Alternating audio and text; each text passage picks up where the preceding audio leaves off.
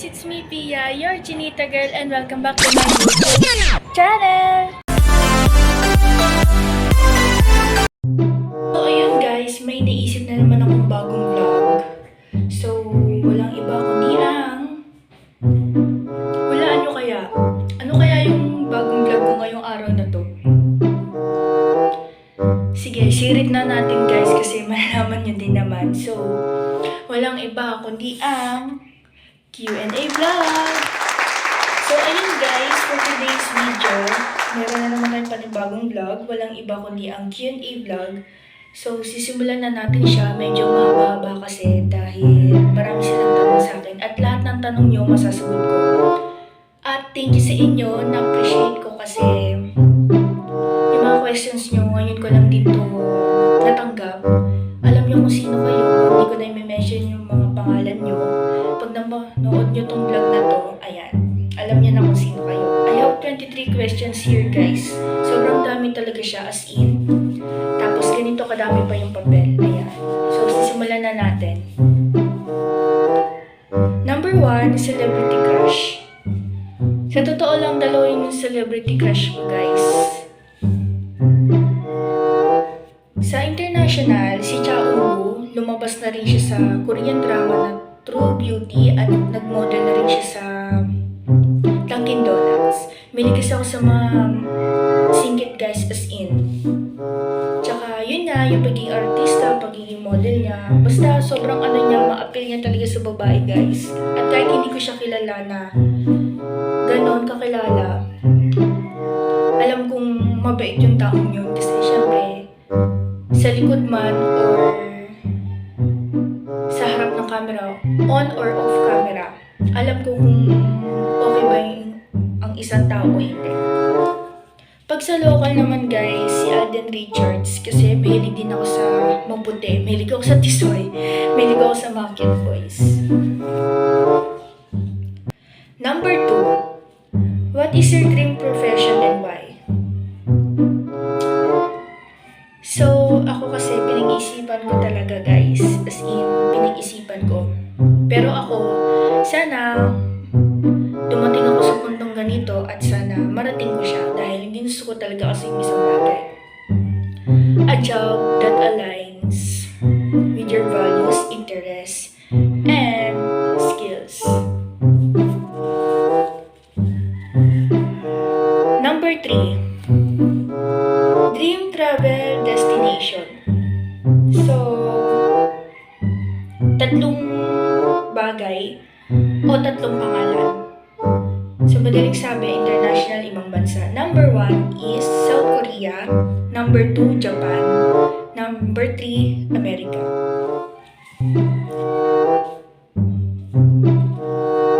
Number 4 question. What was your worst day? Oh my God. Guys, sa totoo lang, ngayon ko lang tong natanggap, ngayon lang din tong tanong sa akin. Never pa may nagtanong sa akin ng ganito. Sa lahat ng mga naging jowa ko o naging boyfriend ko, wala pa akong experience pagdating sa worst day. Number 5, what's the best advice you ever received? Sa totoo lang guys, marami na akong best advice na natanggap, pero mas marami akong natanggap na advice pagdating sa isang relasyon. Kasi as in talaga, mas madami akong naging experience na, alam niyo yun, lungkot, yung sinasaktan ka, yung pinapahirapan ka. Pero ang best advice na natanggap ko ay yung pagdating sa isang relasyon, pagdating sa isang lalaki. At yung advice na yun ay, una, huwag ako maghabol sa isang lalaki. Pangalawa, pakita mo kung sino ka at kung ano ka. Pangatlo, maging totoo ka palagi sa isang relasyon o sa isang lalaki. So, ayun guys, sa lahat ng mga advice kasi, as in lahat gusto ko talaga.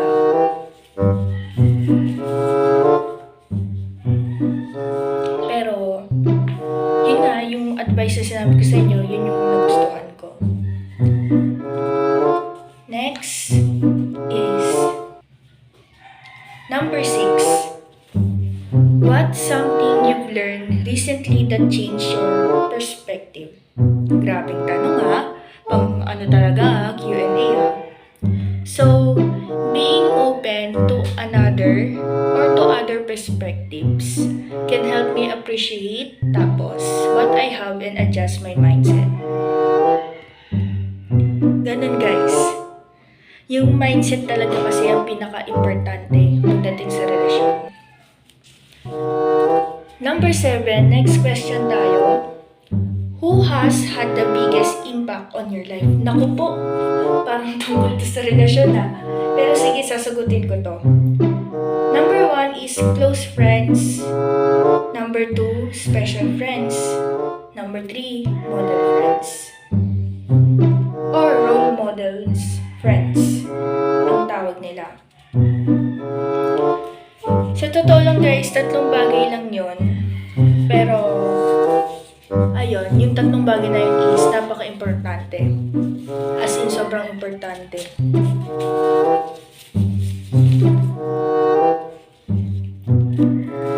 Next up, number 8 question. What's a goal or dream you working toward? Or you're working toward?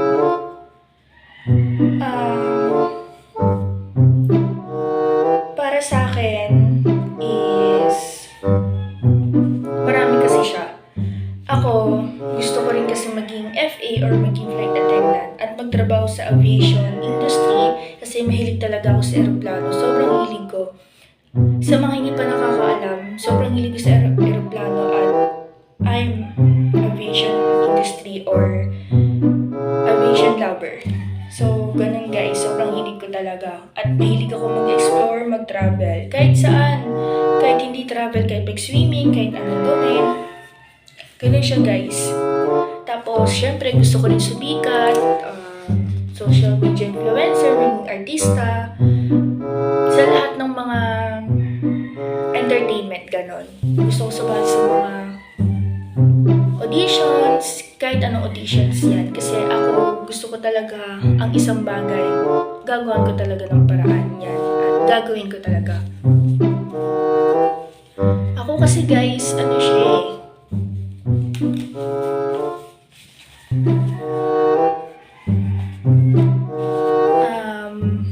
Naniniwala kasi ako sa kasabihan na pag gusto mong isang bagay, kaya mong gawin at magagawa mo ng paraan yan. Next question.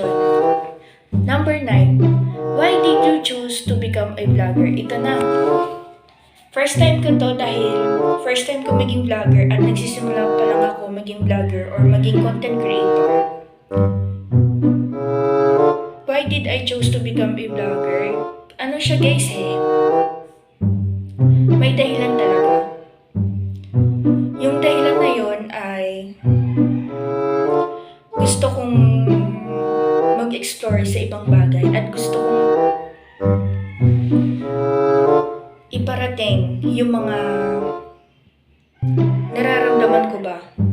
At saka gusto kong ma-experience kung ano ba yung ginagawa ng isang social media influencer, content creator, or vlogger. At syempre, social media yan. Pagdating sa entertainment, syempre, pag naging sikat ka na, makikilala ka ng lahat. Dahil ginusto mo yung bagay na yun eh. Parang ginusto mo na rin mag-artista. Ganon.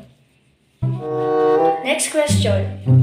Number 10. What inspired you to start your vlog? Sa totoo lang kasi guys, hindi talaga ako mahilig manood ng vlog. Pero kasi minsan pag gusto ko yung isang bagay, pag gusto ko talaga manonood talaga ako ng vlog. Yung vlog na yun, more on Toro family, kay La Mami Oni, kay La Papi Galang, sa Team Happy, ayun. Tapos, sa mga vlog na katulad sa Manix Management, kay La Sabin Sophia, ayun.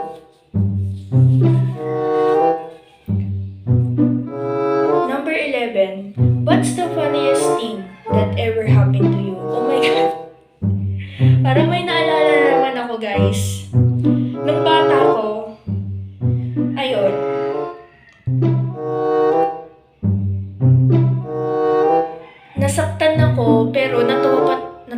talaga ako guys. Yung nangyari kasi sa akin noon, merong isang bagay na, alam mo yung nasa tumbler, di ba pag binuksan nyo, yung parang may pabilog doon na iniinuman ng mga bata. Sinukso ko talaga siya dito. Dito sa ano na to, ayan. Ay, dito pala siya guys. Dito sa part ng finger na to. Umiiyak ako pero natatawa pa rin ako sa ginagawa ko. Hanggang sa nadala ako sa ospital, ayan. Sinuksok ko kasi siya. Ewan ko anong trip ko noon. Tubigan ko siya kasi galing school. So pag uwi ko, ayun na, naglalaro-laro na ako. Hindi ko alam ko anong gagawin ko. So, yun yung una. Pangalawa, nung malaki na ako, nung dalaga na ako. Ano siya guys ilang beses na rin siyang nangyayari sa akin. Nahulog ako sa hinihigaan ko, tsaka ayun, syempre pagising natin yan, lutang patay, di ba? Minsan nangyari sa akin. Bagong gising ako noon, syempre, paglabas ko ng kwarto, pagbaba ko ng hagdan, 2 steps lang siya guys. Yung nangyari sa akin noon, nauntog ako habang naglalakad. Ewan ko ba guys, tawa ko ng tawa noon, as in talaga, tawa ko ng tawa noon. At totoo lang marami pa nangyari sa akin. Pero, natatawa talaga ako sa nangyari sa akin ngayon. Kasi, ilang beses akong natatamaan sa tuhod. Tuwing gumagalaw ako, tuwing kumikilos ako, at tuwing may kinikilos akong biglaan.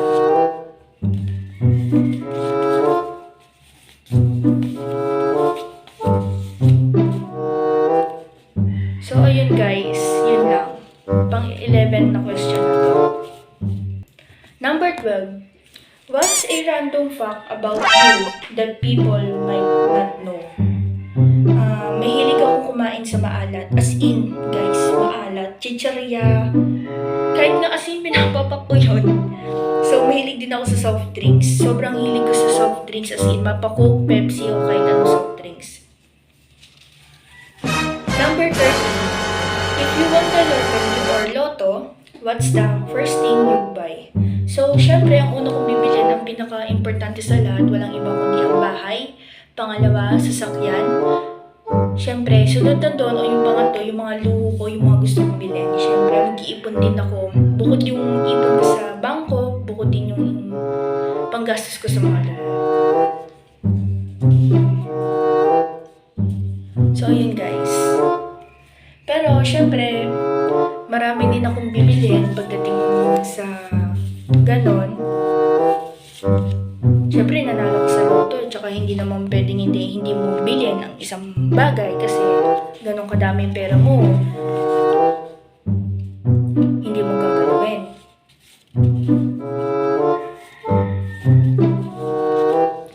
Ako kasi guys,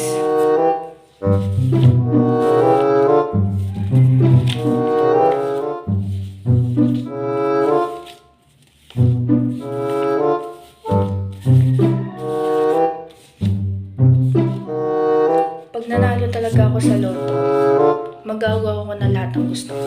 Yun lang. So, next question. Number 14. What's the weirdest thing you've ever eaten? Oh my God! Naalala ko na naman talaga. Una, kinilaw. Pangalawa, pusit. Ayoko kasi yung pusit na fresh, tsaka yung pag niluto siya, yung may sabaw na black. Ayun, ayoko na ganun. Pero pag sa calamares, yung piniprito, yung mga nasa street food sa labas, yun, kinakain ko yun. Tapos ampalaya, ayoko na ampalaya. Mas gusto kong kumain ng kalabasa tsaka broccoli with beef, pero wag lang ampalaya. Next question.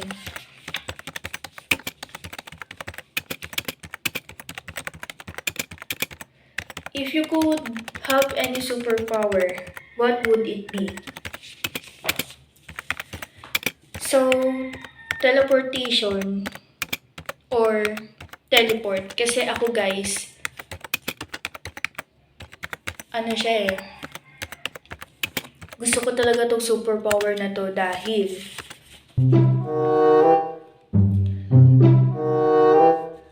lahat ng bagay, di ba, sabi nila, may dahilan, tsaka kung bakit nangyayari. Yung bang may gusto kong malaman tapos gusto mo agad-agad na. Kaya gusto kong ganong klaseng superpower. Teleportation or teleport.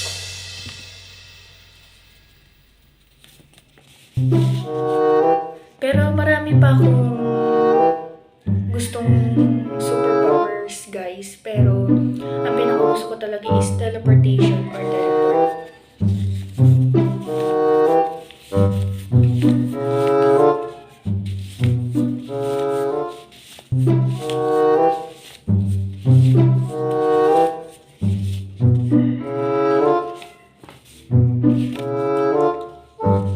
Ang number 15 tong question na to, guys. Next up, number 16. What's your favorite holiday or season and why? Walang pasok, bakasyon at hindi maulan. Ayun guys, alam nyo na. Next up, number 17. What's a song you can listen to on repeat? Araw-araw ko siyang pinakikinggan kasi sobrang hilig ko sa kantang yan simula nung na-upload na siya sa YouTube at hanggang sa kumalat na. Singing, Oxyhina, Marilag, Palagi by DJ Monterde, dance and hip-hop song. Sobrang hilig ko talaga sa ganun guys, hindi ko alam kung bakit. Pero kahit na ganun, kahit na paulit-ulit, pinapakinggan ko pa rin siya talaga.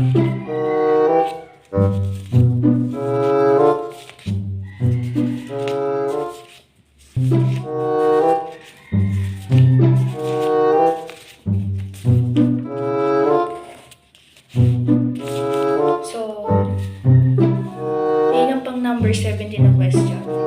Next up is, what's your favorite childhood memory?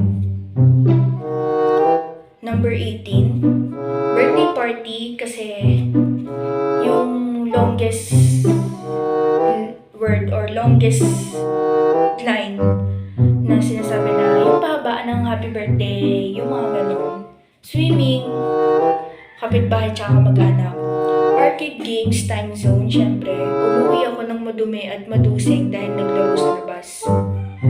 As in talaga guys, para akong basang siso, para akong yagit nun. As in, tapos ano yung dumi ko, pawis ako, ang dami kong dumi sa mukha.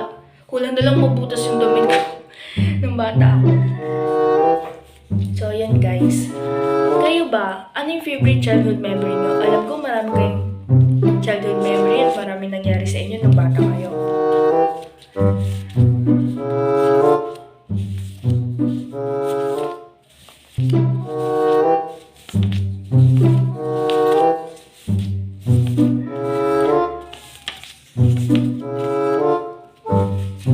So, yun guys, yun yung pang number 18 question ko.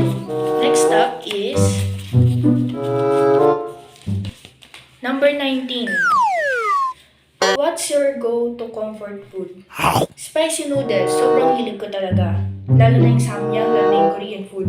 Pizza, siomai, ice cream, and mac and cheese.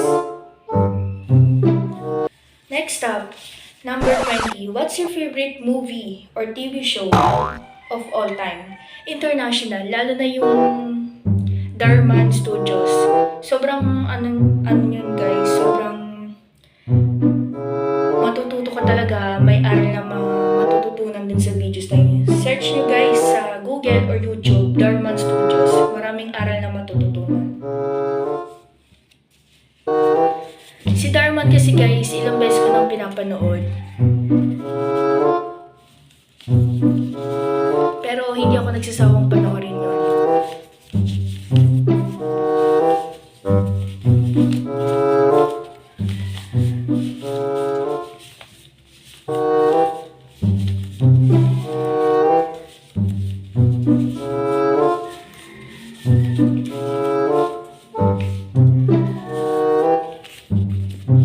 So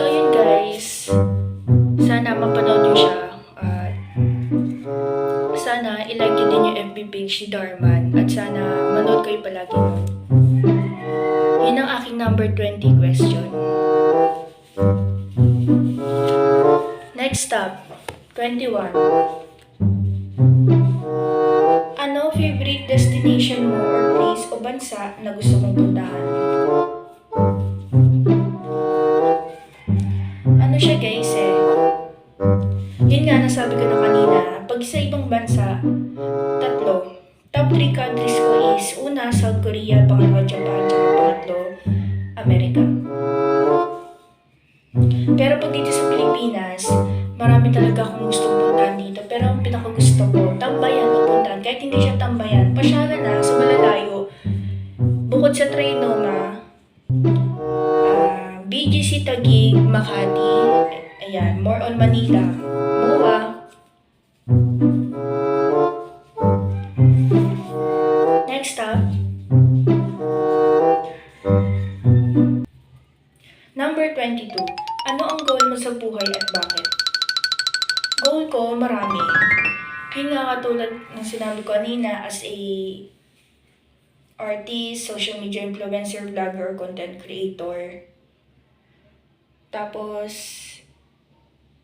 as artist and auditions, lahat-lahat na as FA, tapos maging part ng aviation industry. Marami pa, as in, gusto kong pumunta sa ibang lugar na hindi ko pa napupuntahan. Ako kasi mas gusto ko sa international kaysa sa local. Ayun ang aking number 22 question. Lastly, number 23. Anong mga gusto at ayaw mo sa isang lalaki at bakit? Naku. Ito kasi guys, marami. As in talaga. Doon muna tayo sa mga gusto. Ako, ang gusto ko sa isang lalaki, kahit hindi ko katulad, pero kung katulad ko, na singkit at maputi, sige, go. Pero pag iba, it's either Malay or Pilipino, okay lang, basta yung babagay sa akin. At syempre, hindi lang naman ako nagkakagusto sa isang lalaki na puro itsura lang, puro physical appearance lang. Bukod doon, syempre ugali. At kung pasado siya sa standards ko, sige, go. Syempre mabait at green flag, assurance, loyalty, consistency, at yung mga hindi ko pa nararanasan, kailangan dapat iparanas niya sa akin. Lahat ng green flag sa isang lalaki. At syempre, yung mga kasama ko na, yung mga matagalan na relasyon, hindi panandalian. Ano yung ayaw ko sa isang lalaki? Syempre, bad boy, walang alam, puro tambay, ganun. Red flag, sa una lang magaling, sa una lang mabait, tapos hindi consistent, walang assurance, loyalty, consistency, hindi niya pinaparamdam sa akin o pinaparanas yung mga gusto ko. Tapos, sa ano kasi, sa bisyo, okay lang na uminom, mag-vape, basta magsasabi sa akin, magpapaalam, at hanggang doon lang. Siyempre, may limitasyon. So, ayun guys, tapos na ang aking Q&A vlog. Sorry kung medyo matagal at ang dami kong nasabi. Sana magustuhan nyo tong vlog na to. Yun lang!